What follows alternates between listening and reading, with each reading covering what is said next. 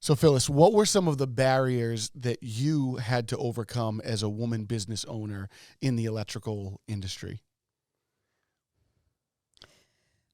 One of the first barriers is getting used to it yourself, that you were working in a male-dominated industry, Right. and that you're, eh, and this is your responsibility.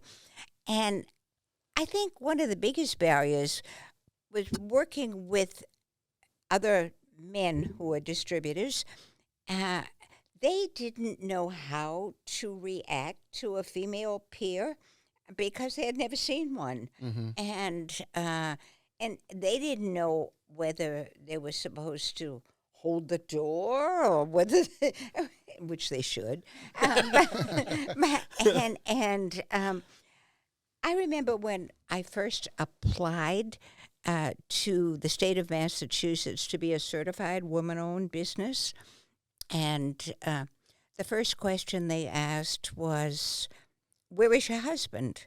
I said, "I don't have a husband." "Oh, so who's really running it?" Mm. I said, "I am." "Oh, really?" They found it very hard to believe, so they made 2 or 3 unscripted visits Wow. to the company. Once they came and wanted to see all the checks that all the accounts payable checks that went out to see who signed them. And of course, Really? I signed every check. They worked for 2 years looking for the invisible man that must have been running the company, because how could a female be running an electrical distributor? Wow. And so finally in 1983, we got a WBE, Women Business Enterprise Certification, which helped to open some doors, but, contractors were still reluctant about working with Yeah. women.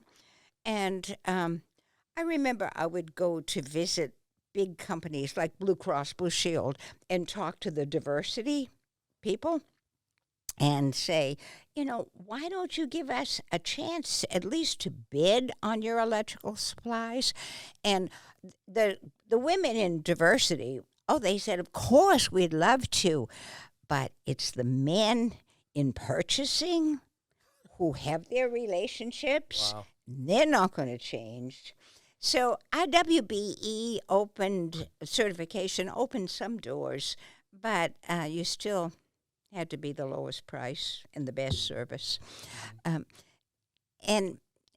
there was so much in the industry that had to be overcome because it was all men. Mm-hmm. And we're making some enormous progress now because we have a group called Women in the Electrical Industry.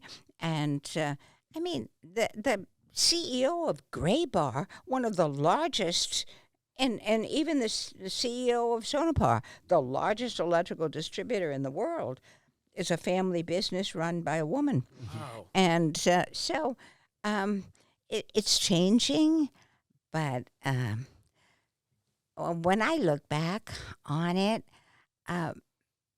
I never took it personally, because I said, these men have to understand what to do with women in the business, Yeah. and women have to understand that other women could be in authority, Mm-hmm. and it's a slow process, and we're making progress, but it's slow progress. I think the important thing is your own self-awareness and your own feeling that, to me, it was easier as a business owner than being in the corporate world, because in the corporate world, there are a lot of backstabbers that you meet on the way up Mm-hmm. the ladder, and it's hard. But as as a as an owner of your business, it's yours, and maybe the world doesn't recognize it, but you have to recognize it yourself.